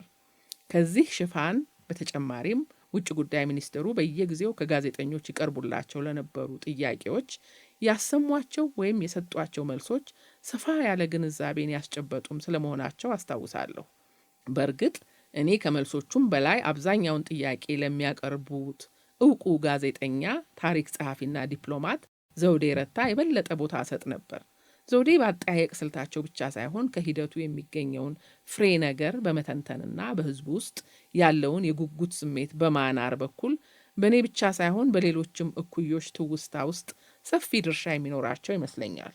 ከጊዜያት በኋላ የንጉሱም ምኞት ሰምሮ መሪዎቹ ከነ ልዑካቸው አንዳንድ እያሉ አዲስ አበባ ሲገቡ ይደረግላቸው የነበረው የክብር አቀባበል የከተማውን ነዋሪ ቀልብ ሳበ። በየትምህርት ቤቱ ተማሪዎች የየሀገሮቹን መሪዎች ስሞች እስከነ ማዕረጋቸው፣ ዋና ዋና ከተሞቻቸውን፣ ሰንደቅ ዓላማዎቻቸውን፣ ሙዚቃዎቻቸውንና ባህላዊ መታወቂያዎቻቸውን እንዲያውቁ ጥረት መደረግ መጀመሩም ለአፍሪካውያን ወንድማማችነት የንጉሱ ስርዓት ፍጹም ቁርጠኛ መሆኑን የሚጠቁም ነበር። በወቅቱ የአገሪቱን የተፈጥሮ ሀብት ለውጭ ገበያ የሚያቀርቡትን ነገርና ጎረቤቶቻቸውን አውቆ መገኘትም ፋሽን እንደነበር አስታውሳለሁ። 32 የአፍሪካ ነፃ መንግስታት መሪዎች ወይም መልእክተኞቻቸውና ዓለም አቀፍ እንግዶች የተሳተፉበት የድርጅቱ ምስረታ የተከናወነው ረቡዕ ከሰዓት በኋላ ግንቦት 14 ቀን 1955 ዓ.ም ነበር። በዕለቱም ግርማዊ ንጉሠ ነገሥት ቀዳማዊ ኃይለ ሥላሴ የመክፈቻ ንግግር አድርገዋል። እንደዚህ አይነቱ የአፍሪካ ሀገሮችን በሙሉ ያቀፈ ታላቅ ጉባኤ ሲደረግ በታሪክ ለመጀመሪያ ጊዜ በመሆኑ ግርማዊነታቸው በመክፈቻ ንግግራቸው በትክክል እንዳስቀመጡት የመላውን ዓለም ትኩረት የሳበ ታሪካዊ ክስተት እንደነበር የሚያጠያይቅ አይመስለኝም። እዚህ ላይ ያንን ታሪካዊ አጋጣሚ የኢትዮጵያ ሕዝብ በወጉ እንዲከታተለው ለማድረግ የመገናኛ ብዙሃን የነበራቸው ጥረት አብሮ ሊነሳ የሚገባው ነው። በዚህም የኢትዮጵያ ሬዲዮ በዝግ ከተካሄዱ ስብሰባዎች ውጪ ሁሉንም ፕሮግራሞች ለአድማጮች ሲያደርስ የመክፈቻው ስነ ስርዓትም ከጉባኤው አዳራሽ በሮች በትልልቅ የቴሌቪዥን ስክሪኖች ለተመልካች አብቅቶ ነበር። ይህም የቴሌቪዥን ስርጭት በሀገሪቱ ታሪክ ቀዳሚ መሆኑ የሚታወስ ነው። ገጽ 73። ሌላው የዚህ ጉባኤ ልዩ ትውስታ በስብሰባው የደቡብ አፍሪካ መንግስት አለመሳተፍ ነበር። ደቡብ አፍሪካ በወቅቱ የተባበሩት መንግስታት ድርጅትም ሆነ የሌሎች ዓለም አቀፍ ተቋማት አባል ብትሆንም የነጮችን የበላይነት ባለመገርሰሷና ዘር ተኮር አገዛዝን አፓርታይድ ባለማሳገዷ በአፍሪካ ነጻ መንግስታት ጉባኤ እንዲሳተፍ ጥሪ አልተደረገለትም። ገና ስብሰባው እንደተጀመረ ግርማዊ ጃንሆይ በአጠቃላይ የጉባኤው የክብር ሊቀመንበር ሆነው ሲመረጡ የየዕለቱ ስብሰባዎች በየተራ በየሀገሮቹ መንግስታት መሪዎች ሊቀመንበርነት ይመሩ ነበር። ውጭ ጉዳይ ሚኒስቴሮችም በበኩላቸው በልዩ ልዩ ኮሚቴዎች ተከፋፍለው ጉባኤው በተሳካ ሁኔታ እንዲጠናቀቅ ለመሪዎቻቸው መቅረብ የነበረባቸውን ሰነዶች ያዘጋጁ ነበር። እስካሁን በየአጋጣሚው ስለ ግል ስሜቴና ዝንባሌ ከጠቃቀስኳቸው ቁም ነገሮች በቀላሉ መረዳት እንደሚቻለው የጉባኤውን ሂደት ከመጀመሪያው ጀምሮ እስከ ፍጻሜው ድረስ በከፍተኛ ጽሞና ይከታተሉ ከነበሩት አንዱ መሆኔን ነው። ጉባኤው ከመጀመሩ አስቀድሞ ከሳምንታት በፊት ሲያደርጉት እንደነበረው ሁሉ የጉባኤውንም ሂደት በቅልጥፍና በከፍተኛ የሙያ ብቃትና የጋዜጠኛነት ስነ ምግባር በተላበሰ ሙሉ የኃላፊነት ስሜት በየቀኑ ይዘግቡ ለነበሩት ለአቶ ዘውዴ ረታ የነበረኝን አድናቆት በቃላት ለመግለጽ ያስቸግረኛል። ከጉባኤው በኋላ አንዳንዶቹ ሲናገሩ እንደተሰማው የተወሰኑ መሪዎች ረቂቁን ይዘን ሀገራችን ተመልሰን ካጠና ነው በኋላ ብንፈራረም ይሻላል ብለው ነበር። ያ ቢሆን አፍሪካ በዓለም ዙሪያ መዘባበቻ እንደምትሆንና ህዝቦቿም በመሪዎቻቸው ፍጹም ተስፋ እንደሚቆርጡ ግርማዊ ጃንሆይና አብረዋቸው የነበሩ የኢትዮጵያ መልእክተኞች አበክረው ስላሳሰቡ መሪዎቹ ሁሉ ቻርተሩን ፈርመው ወደ የሀገሮቻቸው ተበታተኑ። በጉባኤው ተመልካችነት እንዲገኙ የዓለም አቀፍ ድርጅቶች መሪዎችና ታዋቂ ግለሰቦች የተጋበዙ ሲሆን ከእነርሱ በተጨማሪ የጉባኤውን ተሳታፊዎችና ተጋባዥ እንግዶች ለማዝናናት የመጡም ነበሩ። ከእነርሱም አንዷ ነዋሪነቷ በአሜሪካ የነበረው ታዋቂዋ የደቡብ አፍሪካ ድምፃዊት ማርያም ማኬቫ ናት። ማርያም ማኬቫ በአሜሪካ ከሚኖሩ ኢትዮጵያውያን ጋር ጥሩ ግንኙነት የነበራት ሲሆን የተጋበዘችውም በጊዜው የባህር ኃይል ምክትል አዛዥ ኮማንደር እስክንድር ደስታ በኩል ነበር። ኮማንደሩ የልዕልት ተናኘ ወርቅ ኃይለሥላሴ ልጅና የግርማዊ ጃንሆይ የልጅ ልጅ በመሆናቸው ነገሩን ከዳር ለማድረስ ሳይቀላቸው አልቀረም። ኢትዮጵያውያኑ ከድምፃዊቷ ጋር በነበራቸው ግንኙነት ትዝ ያለኝ የጥንቱ የተሰኘውን የታዋቂው ድምፃዊ የጥላሁን ገሰሰን ዘፈን አስጠንተዋት ኖሮ በሙዚቃ ጓዷና በአጃቢዎቿ ትብብር ዘፈኑን በአማርኛ ስታቀነቅነው ያልተደነቀ አልነበረ። በዚህም በመድረኩ ሞቅ ያለ ጭብጨባ የተገለገሳት ሲሆን በራዲዮ ተደጋግሞ መደመጡም ከዓመት በፊት የወጣውን የጥላሁን ገሰሰ ሙዚቃ እንደገና እንዲወደድ አደረገው። ይህን ተከትሎም በሸክላ ተቀርጾ ለታሪክና ለትውልድ ለመተላለፍ በቃ። ገጽ 74። ጉባኤው ከተጠናቀቀ በኋላ ማርያም ማኬቫ በተለያዩ አካባቢዎች እየተዘዋወረች የሙዚቃ ትርኢቷን እንድታቀርብ እድሉ ተመቻችቶላት ነበር። ከነዚያ ትርኢቷን ካሳየችባቸው ቦታዎች ደግሞ መርሃ ውራን ትምህርት ቤት አንዱ ነው። ይህን አጋጣሚ ሳስታውስ ዛሬም ትዝ የሚለኝ በውስጤ የነበረው ከፍተኛ የደስታ ስሜትና እሱን በጭብጨባ የገለጽኩበት መንገድ ነው። ከዚያ በፊት አልፎ አልፎ ከሚመጡ ዘማሪያንና በተማሪ ከሚዘጋጁ መሰናዶዎች ውጪ እንደዚህ ያለ መድረክ አይቼ አለማወቄም ይበልጥ ሐሴት እንዲሰማኝ ሳያደርገኝ አልቀረም። በጸረ አፓርታይድ ትግሏ ዝናን ያተረፈችው ማርያም ማኬቫ በትምህርት ቤታችን ትዝ አለኝ የጥንቱን እና አንድ የእንግሊዝኛ ሙዚቃን ያቀረበች ሲሆን ዝግጅቷን ካጠናቀቀች በኋላም አጭር ንግግር በማድረግ የተወሰኑ የመታሰቢያ ፎቶዎችን ከተማሪዎች ጋር መነሳቷን አስታውሳለሁ። ይህም በትምህርት ቤቱ ማህበረሰብ ሁሉ ከፍ ያለ አድናቆትና ክብርን እንድታገኝ አስችሏት ነበር። ወደ ትምህርት ቤታችን ነገር ስመለስ በወርሃ ሰኔ የዓመቱን መዝጊያ ዝግጅት እንዲያቀናብር ኃላፊነቱ የተሰጠው ለጋሽ ተስፋዬ መንገሻ ነበር። በእርግጥም ጋሽ ተስፋዬ ከሌሎቹ የተሻለ ሰፊ ጊዜና ኃላፊነቱን ለመወጣት የሚያስችል ብቃት ስለነበረው መመረጡ አከራካሪ አይመስለኝም። እንደውም ያኔም ባይሆን እየቆየሁ ሲሄድ ተገቢውን ሰው ለተገቢው ቦታ መመደብ የሚለውን ንድፈ ሐሳብ ለማገናዘብ የሞከርኩት ያንን አጋጣሚ ዋቢ በማድረግ ይመስለኛል። በዚህም በአጭር ጊዜ ውስጥ የትምህርት ቤቱን ማህበረሰብ ያስደሰቱ ልዩ ልዩ ትርኢቶችን ለማዘጋጀት በቃ። በእነዚያ ትርኢቶች በሁሉም የተሳተፍኩ ሲሆን በአብዛኛውም መሪ ተዋናዩ እኔ ነበርኩ። በፕሮግራሙ መጨረሻም ታዳሚውን በከፍተኛ ደረጃ በማዝናናትና ስራውንም በብቃት በመወጣት አንደኛ በመሆን ከጋሽ አገኘሁ እጅ ሽልማት ተቀበልኩ። ያም የተሰጠኝ እውቅና ከሌሎች ነገሮች ጋር ተዳምሮ በቀጣይ ዓመታት ለደረስኩባቸው የተሻሻሉ የክህሎት ደረጃዎችና በተለያዩ የኪነ ጥበብና መሰል የሙያ ዘርፎች ላገኘኋቸው አጥጋቢ ውጤቶች ከፍተኛ እገዛ እንዳደረገልኝ እገምታለሁ። የዓመቱ ትምህርት ሲገባደድ እንደቀደሙት ዓመታት ሁሉ ግቢውን የሞላው ወደ ቤተሰቦቻችሁ ሂዱ ልንባል ነው የሚለው ወሬ ነበር። እንደ አጋጣሚ ሆኖ ግን የካዛንችሱ የመርሃውራን ትምህርት ቤት ጨርሶ መዘጋቱ ያለቀለት ጉዳይ በሆነበት በዚያ ዓመት እንደ በፊቱ ተማሪዎችን ወደ የዘመዶቻቸው ለማስኬድ ይህንንም ያህል ከፍተኛ ተጽዕኖ አልተደረገም። በመሆኑም ለእኛ ምቹ የማቆያ ቦታ ሆኖ ወደ ተመረጠው እዚያው ካዛንችስ መርሃውራን ትምህርት ቤት ጎን ወዳለው እጓለ ማውታን ህፃናት ማሳደጊያ ተዛወርን። ይህ ግቢ በቀዳማዊ ኃይለሥላሴ በጎ አድራጎት ድርጅት ስር ይተዳደር የነበረ ሲሆን አካል ጉዳተኞችና የአካል ጉዳት ያልነበረባቸውን ተማሪዎች በአንድ ላይ የሚያስተናግድ ነበር። በዚያ ክረምት የእረፍት ጊዜ ወደ ህፃናት ማሳደጊያ የተላለፍነው ለእረፍት የትም መሄድ ሳንችል ወይም ሳንፈልግ የቀረነው በዕድሜ አነስ ያልነው ተማሪዎች ብቻ ነበር።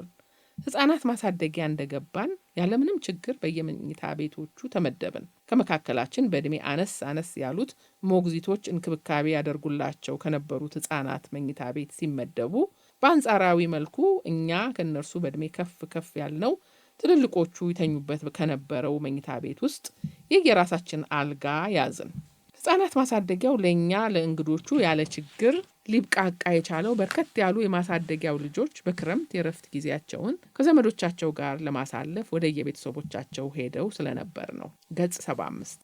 በዚያ ዘመን አዳሪ ትምህርት ቤቶችንና እኛ የከረምንበትን አይነቱን ህፃናት ማሳደጊያ የሚያመሳስላቸው ዋናው ጉዳይ ዕድሜን ማዕከል ያደረገ መከባበር ጎልቶ ይታይባቸው ስለነበር ነው።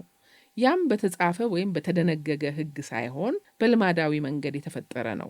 በዚህም መነሻ ትልልቆቹን የበላይ ትንንሾቹን የበታች አድርጎ ታናናሾቹ ለታላላቆቻቸው ያለምንም ማንገራገርና ቅሬታ ፈቃዳቸውንና ትእዛዛቸውን እንዲፈጽሙ የሚያስገድድ፣ ትላልቆቹ በፈንታቸው ታናናሾቻቸውን እንዲመክሩና እንዲገስጹ ከፈለጉም በቅጣት መልክ የእርምት እርምጃዎች እንዲወስዱባቸው የሚፈቅድ ነበር። የካዛንችሱ መርሃውራን ትምህርት ቤት አዳሪ እንደመሆኑ ይኸው ከላይ የተጠቀሰው ሁኔታ ይንጸባረቅበት የነበረ ቢሆንም ትልልቆቹ ተማሪዎች በነበራቸው የሐሳብ ልዩነት ምክንያት ትንንሾቹ ላይ ያርፍ የነበረው ተጽዕኖ ይህንንም ያህል ከባድ አልነበረም። ምናልባትም እንደ አንድ የትምህርት አይነት ይሰጥ የነበረው የመጽሐፍ ቅዱስ ትምህርትና በቋሚነት ይካሄድ የነበረው የጠዋትና ማታ የጸሎት ፕሮግራም የተነሳ ትልልቆቹ ተማሪዎች ህፃናት ይሉን በነበረው ትንንሾቹ ተማሪዎች ላይ ከፍተኛ ጭካኔ እንዳይፈጥሩ ረድቶ ሊሆን ይችላል።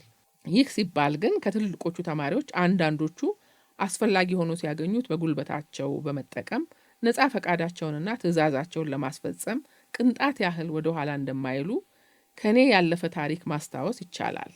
የክረምቱን የእረፍት ጊዜ ህፃናት ማሳደጊያ እንድናሳልፍ የተመደብነው ልጆች ወዲያውኑ እንደገባን ያንን በትልልቆችና በትንንሾች መካከል የነበረው ማህበራዊ ግንኙነት ለመገንዘብ ብዙ ጊዜ አልፈጀብንም።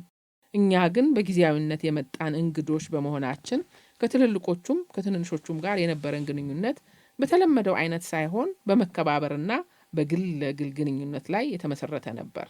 በወቅቱ ስለ ሙዚቃ ችሎታዬ የወሬ ተሰምቶ ኖሮ በማሳደጊያው እምብዛም ትኩረት ሳይሰጠው ተቀምጦ የከረመውን አኮርዲዮን እንድሞክረው አንዳንድ ልጆች ይገፋፉኝ ጀመር። በተለይ ለማ ወልደየስ የተባለው የማየት ችሎታው ሙሉ ለሙሉም ባይሆን በደህና ሁኔታ ላይ የነበረ ተማሪ መርሃውራን ሲመላለስ አይቶኝ ስለሚያውቅ ጥያቄውን ገፋበት። እንደሚታወቀው በቀኙ በኩል ያሉት የአኮርዲዮኑ ቁልፎች በተራ ቅደም ተከተል አቀማመጣቸው ከፒያኖ ወይም ኦርጋን ጋር ተመሳሳይ ናቸው። ከፒያኖ የሚለየው ጣቶቹ ቁልፎቹ ላይ እስካሉ ድረስ ድምጾቹ ዘለግ ላለ ጊዜ መቆየታቸው ሲሆን አኮርዲዮን የተለያዩ የሙዚቃ መሳሪያዎችን ድምጽ ከሞላ ጎደል ማውጣት መቻሉም ሌላው በጎ ጎኑ ነበር። የአኮርዲዮኑ ድምጾች የሚወጡበት አየር በማስወጣትና በማስገባት በመሆኑ ተጫዋቹ አየር ማስወጫውንና ማስገቢያውን በትከሻው አንጠልጥሎ ቁልፎቹን መነካካት አለበት። ሕፃናት ማሳደጊያ የነበረው አኮርዲዮን ከበድ ያለ በመሆኑ መሳሪያውን ተሸክሞ አየር በማስወጣትና በማስገባት የመጫወት አቅም አልነበረኝም። በመሆኑም የሸክሙን ሆነ የአየር ማስወጣት ማስገባቱን ስራ ተለቅ ያሉት ልጆች እየሰሩልኝ እኔ ያው በፊት በፒያኖ እንደለመድኩት በቀኝ በኩል ያሉትን ቁልፎች በሁለት እጆቼ በመጫወት በአጭር ጊዜ ተቀባይነት አገኘሁ። ታዋቂነትም አተረፍኩ። ገጽ 76 አብረን ከመርሃውራን ከመጣነው መካከል ኃይለማርያምና በቀለ አልፎ አልፎ ሲጫወቱ፣ በተለይ ኃይለማርያም በመጀመሪያዎቹ ጊዜያት የሸክሙንና አየር የማስወጣት ማስገባቱን ስራ ያግዘኝ ነበር። በኋላ ግን ራሱን ችሎ መጫወት ስለፈለገ በእርሱ ፋንታ ያግዙኝ የነበሩት ሌሎች ተማሪዎች ናቸው። በዚያ በዕድሜ፣ በትምህርት ደረጃ፣ በጾታ፣ በጎሳ፣ በሌላ ስብጥር ባጌጠው የሕፃናት ማሳደጊያ የነበረውን የመከባበርና የፍቅር የመተሳሰብና የመቻቻል አውድ መለስ ብሎ ሲያስታውሱት ምነው ያኔ የነበረው አሁንም በነበረ የሚያሰኝ ይመስለኛል። ከመርሃውራን ትምህርት ቤት የክረምቱን የእረፍት ጊዜ በማሳደጊያው ለማሳለፍ በእንግድነት የመጣነው አይነ ስውራን ለአጭር ጊዜም ቢሆን እንደ አንድ የተለየ ቡድን መታየታችን የሚጠበቅ ቢሆንም ይህንንም ያህል ብዙ ጊዜ ሳይፈጅብን በየስብጥሮቹ ገብተን ተዋህደን የእነርሱንም ባህሪ ተላብሰን ካሰብነውና ከጠበቅነው የበለጠ ጣፋጭ እረፍት ጊዜን ማሳለፍ ጀመር። ሌላው ቀርቶ እኔ አይነ ስውሩ የመስማትና የመናገር ችግር ከነበረበት ልጅ ጋር እንኳን በእጅ በመነካካት ለኛ እንደሚመች በፈጠርናቸው ምልክቶች ያለ ችግር አብረን እንጫወት ነበር። በእንግድነት በማሳደጊያው በቆየንበት ጊዜ ከኛ በተጨማሪ ከመምህራን ማሰልጠኛ ተመርቀው ወደ ተመደቡበት የሥራ ቦታ ለመንቀሳቀስ በዝግጅት ላይ የነበሩት የመርሃውራን ትምህርት ቤት ተማሪዎች ጋሽ ተክሉ አያሌው፣ ጋሽ ክፍሉ አዳነና ጋሽ አሰፋ ሰዋ እዛው ሕፃናት ማሳደጊያ እንዲመገቡ ሁኔታዎች ተመቻችተውላቸው ነበር። በዚያ ምክንያት በተፈጠረው ጥሩ አጋጣሚ ጋሽ አሰፋ ለአንድ ቀን ሬዲዮን እንዲያውሰን ጠይቀ ነው ፈቃደኛ በመሆኑ በቀዳማዊ ኃይለ ሥላሴ ቲያትር ይተላለፍ የነበረውን የዘመን መለወጫ ፕሮግራም ለመከታተል ቻለን። ያስናቀች ወርቁን፣ አልበር እንዳሞራ፣ የሚኒሊክ ወስናቸውን፣ ፍቅር ባስተርጓሚ፣ የተስፋዬ ዘቁስቋምን፣ አበብዬን እና የመሳሰሉትን ጥሩ ዜማዎች ያዳመጥነውም በዚያው አጋጣሚ ነበር። ለምግብ፣ ለልብስ፣ ለቤት ኪራይና ለሌሎችም ወጪዎች በየወሩ 20 ብር እየተሰጣቸው ከትምህርት ቤታቸው ብዙም ሳይርቁ በአነስተኛ ቡድኖች በመከፋፈል በባህሪ የሚግባቡ ጓደኛሞች ተሰባስበው ቤት ተከራይተው መኖር የጀመሩትም እኛ ሕፃናት ማሳደጊያ በነበርንበት ጊዜ ነው። የብዙዎቹ ቤቶች በአቅራቢያ ስለነበሩም በመጀመሪያ ኃይለማርያም ትንሽ ያይ ስለነበር ከእርሱ በኋላ ደግሞ እዛው ሕፃናት ማሳደጊያ ካፈራናቸው ጓደኞቻችን ጋር አልፎ እንጠይቃቸው ነበር። በመጀመሪያዎቹ ሳምንታት ልንጠይቃቸው በሄድን ቁጥር እያገኘናቸው በቻሉትም መጠን ያላቸውን እያቀረቡ ሲያስተናግዱን፣ የኋላ እኛ መስተንግዷቸውን ከመቀበል በቀር ምንም መስጠት አለመቻላችን እየተሰማን፣ እነርሱ ደግሞ የማስተናገድ አቅማቸው ውስን መሆኑ እየተሰማቸው ሁላችንም ሳንነጋገር ስለተግባባን አዘውትሮ መጠየቁን ከተወሰነ ጊዜ በኋላ አቋረጥ ነው። ገጽ 77 በዚያ እነርሱን ለመጠየቅ በተመላለስንበት አጭር ጊዜ የዕድሜያችንን ትንሽነት ሳይመለከቱ አክብረው በመቀበል በማስተናገድ ያሳዩን ከነበረው ልባዊ ፍቅር በተጨማሪ በቆይታችን ከነበሩት ገጠመኞች አንዳንዶቹን ዛሬም ድረስ አልረሳኋቸውም። ቀደም ሲል እንዳወሳሁት በመጀመሪያዎቹ የግብኝቶቻችን ወቅቶች እኔ ኃይለማርያምና በቀለ አብረን እንሄድ በነበረበት ወቅት እነጋሼ አምባው በተከራዩበት ቤት አንድ የተለየ ነገር ገጠመን። ከጋሽ አምባው ጋር በቀደመው ዓመት የክረምት እረፍት ጊዜ ሜታ አቦ አብረን በማሳለፋችን የቀደመ ወዳጅነት ነበረን። ይሁንና ይበልጥ የተቀራረብነው ግን የጆሮ ህመም ከጀመረው በኋላ እኩዮቹ ፊት ሲነሱት ከተናናሾቹ ጋር መዋል ሲጀምር ነው። በዚያን ጊዜ ቀደም ብለው የተዜሙ ዜማዎችን በመዋስ በራሱ ግጥሞች፣ መዝሙሮች አቀናብሮ በማስጠናትና ስለ ሀገር ፍቅርና ብሔራዊ ስሜት የራሱን ግንዛቤና አስተያየት በምክር መልክ በማካፈል ያደርግ የነበረው ጥረት የህሊና እርካታ የሚያገኝበት የራሱ መንገድ ነበር። ያ እንግዲህ ገና ክረምት ከመግባቱ በፊት በነበረው የትምህርት ዘመን ጋሽ አምባው የህሊና ቁስል ሳይሰማው የመንፈስ ስብራትና የአእምሮ ጉዳት ሳይደርስበት ራሱን በራሱ ለመጠገን ለራሱ የቀየሰው ስልትና የተጓዘበት የህይወት ጎዳና ነበር። የራሳቸውን ቤት ተከራይተው በቡድን አብረው ከጀመሩ በኋላ ከእድሜ ኩዮቹ ጓደኝነት ይልቅ የኛ የትንንሾቹ ልጆች አብሮነት ስለተመቸው ሳይሆን አይቀርም እኛን ሲያገኝ ደስ ይለው እንደነበር አስታውሳለሁ። እኛ መቼም የነጋሽ አምባው ቤት ብቻ ሳይሆን ሌሎቹም በቡድን ሆነው የተከራዩአቸውን ቤቶች እየጎበኘን በመስተንግዷቸውም እየረካን እያለን ከዕለታት በአንድ ቀን ጋሽ አምባው ቤታቸውን ስላከራዩአቸው ግለሰብ ነገረን። ከእርሳቸውም ጋር አስተዋወቀን። ግለሰቧ በህዝብ ዘንድ እምብዛም ስለማይታወቁ አብዛኛውን ጊዜ ወይዘሮ ቢባሉም የግርማዊ ጃንሆይ ልጅ በመሆናቸው እንደ ስርዓቱና ደንቡ ልዕልት መባል የነበረባቸው ልዕልት ሮማን ወርቅ ኃይለሥላሴ እንደሆኑ ተረዳን። ወላጅ እናታቸው ወይዘሮ አልታየች ወይም አልታየ ወርቅ፣ አባታቸው ደግሞ ራሳቸው ግርማዊ ንጉሠ ነገሥት ቀዳማዊ ኃይለሥላሴ እንደሆኑ ከእርሳቸው አንደበት ሰማን። ግርማዊ ጃንሆይ ከእቴጌ መነን ጋር ባሳለፉት 50 ዓመታት 3 ሴቶችና 3 ወንዶች ልጆች እንደነበራቸው በይፋ ስለሚታወቅ የልዕልት ሮማን ወርቅ የጃንሆይ ልጅነት ከጆሮአችን ሲደርስ ትንሽ ግር እንዳሰኘን አልረሳውም። ሁኔታችንን የተገነዘቡት ልዕልት ከትዳር ውጪ በመወለዳቸው እምብዛም በህዝብ ዘንድ እንደማይታወቁ ወይዘሮ ይባሉ የነበሩት ለዛ እንደሆነና ጥቂት የውስጥ አዋቂዎች ብቻ በስርዓቱና በደንቡ መሰረት በማዕረግ ስማቸው ልዕልት ብለው እንደሚጠሯቸው በግልጽ ነገሩን። ሴቶች ልጆቻቸውንም ተራ በተራ ካስተዋወቁን በኋላ የወለዷቸው ከታዋቂው አርበኛ ከደጃዝማች በየነ መርድ መሆኑን ገለጹልን። ለደጃዝማቹ መታሰቢያ በራሳቸው የተሰየመው የበየነ መርድ ትምህርት ቤት ዝነኛና ታዋቂ በመሆኑ በዚያው ዓመት በበጋው ልጃቸው ልጅ ሳምሶን በየነ በማረፋቸው ለሳምንት ያህል ይፋ ሐዘን ታውጆ ስለነበር የደጃዝማች በየነ መርድ ስም ለሁላችንም እንግዳ አልነበረም። ገጽ 78 ምንም ባልተጠበቀና ባልታሰበ አጋጣሚ ቤተሰባቸውን መተዋወቁ ግን የሌሎቹን ባላውቅም እኔን በጣም አስገርሞኝ ነበር። ከልዕልት ሮማን ወርቅ ጋር ከተዋወቅን በኋላ እስከ ብዙ ቀናት ድረስ ራሴን ጠይቄ መልስ ያላገኘሁላቸው አንዳንድ ነገሮች እንደነበሩ ትዝ ይለኛል። ከእነዚህም ውስጥ እውነት ልዕልት ከሆኑ የጃንሆይ የራሳቸው ልጅ እንደመሆናቸው እንዴት ሳይታወቁ ቀሩ? እንዴትስ ስማቸው ይፋ አልወጣም? ራሳቸው እንዳሉትስ ከውጭ ከተወለዱ ከጋብቻ በፊት ነው ወይስ በኋላ የሚሉት ይገኙበታል። ነገር ግን ምላሽ ሳላገኝ ነገሩም ከህሊናዬ እየደበዘዘ ሄደ። ጋሽ አምባው ከልዕልት ሮማን ወርቅ ጋር ካስተዋወቀን በኋላ ከቤተሰቡ ጋር የጀመረው ግንኙነት ከፍ ወዳለ ደረጃ እንዲያድግለት ከመፈለጉ ሳይሆን አይቀርም የበቀለ ብቻ ሳይሆን የኔና የኃይለ ማርያም የአባታችን ስም በኃይለ ሥላሴ እንደሚጠራ አድርጎ ለልዕልቲቱ ነገራቸው። ወይዘሮዋ በልባቸው ምን አስበው እንደነበር ባናውቅም በአፋቸው ግን እጅግ በጣም ከፍተኛ ደስታ የተሰማቸው መሆናቸውን ገለጹልን። እኛም ግርማዊነታቸውን የሚያሞግሱ የሀገር ፍቅር የሚቀሰቅሱና አንዳንድ መንፈሳዊ መዝሙሮች እየዘመርን በአጋጣሚው የተፈጠረውን ትውውቅ ላቅ ወዳለ ደረጃ ለማሸጋገር የድርሻችንን አበረከትን።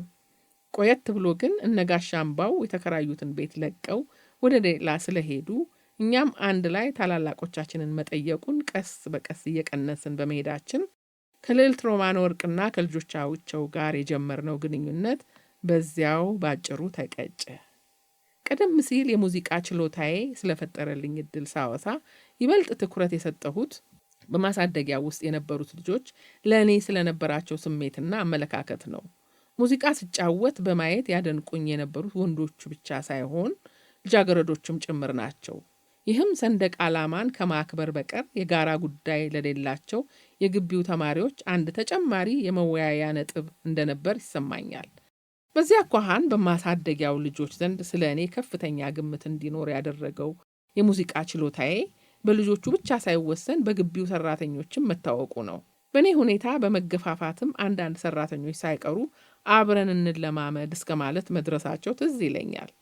ከዚያ ሁሉ በተለየ ሁኔታ የማረሳው ግን በጊዜው የሞግዚቶች ኃላፊ የሆኑት እማማ ሐና በችሎታዬ በጣም በመገረም ዘወትር እሁድ ከእኔ ከኃይለ ማርያምና ከበቀለ ጋር አንዳንድ የማሳደጊያውን ልጆች ጨምረው ልጃቸው ቤት ይወስዱን የነበረው ነው።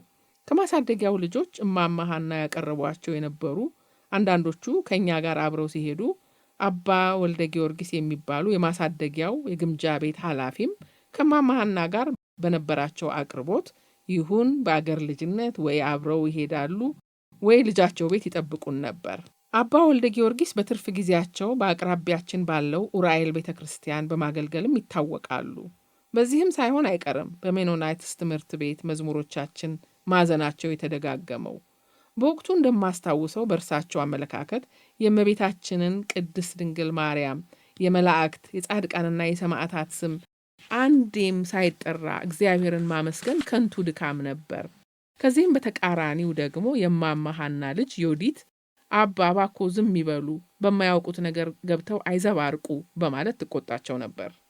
ገጽ 79 በእማማ ሐና ቤት ይበልጥ የተዋወቅኳቸው አባ ወልደ ጊዮርጊስ በቅጽል ስማቸው አባ ቀሺን የማስታውሳቸው በዚህ ብቻ አይደለም። ቀደም ሲል ስለ ትውልዴና እድገቴ ሳወሳ ከሙስሊም ቤተሰብ መወለዴን እና መጠሪያ ስሜም አብዱቄ የተባለው ለዚያው እንደሆነ መግለጼ ይታወሳል። ከዚህም በተጨማሪ እንዲሁ እንደኔ ከሙስሊም ቤተሰብ የተወለደ መሐመድ አባ ጆቢር የተባለ ተማሪ እንደነበረም አንስቻለሁ።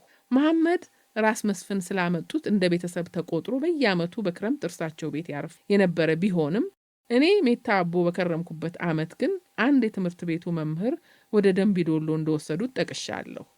ይህ ለምን እንደሆነ ከእርሱ በቀር የሚያውቅ አልነበርም።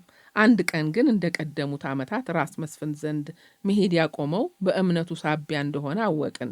በየጊዜው የራስ መስፍን አሽከሮች ሳይቀሩ የወጣለትን ስም እየተመረኮዙ በስሙና በእምነቱ ሲያሸማቅቁት እንደቆዩ ሰማን። መሐመድ ከአባ ወልደ ጊዮርጊስ ጋር እየተቀራረበን በምንሄድበት ወቅት ክርስትና ለመነሳት ሁኔታዎችን እንዲያመቻቹለት ጠየቃቸው። በእንደዚያ አይነት ሁኔታ ውስጥ የነበረው እርሱ ብቻ አለመሆኑን ለማሳየት የኔንም ክርስትና አለመነሳት ነገራቸው። የመሐመድ ክርስትና የመነሳት ጥያቄ ከደረሰበት ሁኔታ አንጻር ለነገ የማይባል መሆኑ ግልጽ ነበር። እኔ ግን ቀደም ብዬ እንዳወሳሁት በፈለግኩ ጊዜ ክርስትና እንድነሳ የአባቴ ይሁንታ ስላለኝ የጊዜው ጉዳይ አላሳሰበኝም። ይልቅ በሐሳቤ ሳወጣና ሳወርድ የቆየሁት ክርስትና ከተነሳሁ አይቀር ጠቃሚ አጋርና ወገን የሚሆን የክርስትና አባት የማግኘቱን ጉዳይ ነው። እንዲያውም በልቤ አስብ የነበረው ክርስትና አለመነሳቴን ለግርማዊ ጃንሆይ በአቤቱታ መልክ አቅርቤ እርሳቸው እንኳን ባያነሱኝ ደህና ሰው ያዙልኛል የሚል ነበር። አባ ከመሐመድ ስለ ሁኔታ እንደሰሙ ለክርስትና የሚያስፈልጉ ዝግጅቶችን ማጣደፍ ጀመሩ። እኔም የተለምኩት እቅድ መጨናገፉ ባያስደስተኝም ከመሐመድ ጋር ክርስትና ከመነሳት በቀር ሌላ አማራጭ አልነበረኝም። የፍልሰታ ጾም ሊያበቃ ጥቂት ቀናት ሲቀሩት ጸጉራችንን ተላጭተን አዳዲስ አንሶላ ተገዝቶልን የቡሄ ዕለት ወይም በዋዜማው ቀኑን በትክክል አላስታውስም አባ በትርፍ ጊዜያቸው ያገለግሉበት በነበረው በኡራኤል ቤተ ክርስቲያን ከመሐመድ ጋር ክርስትና ተነሳን።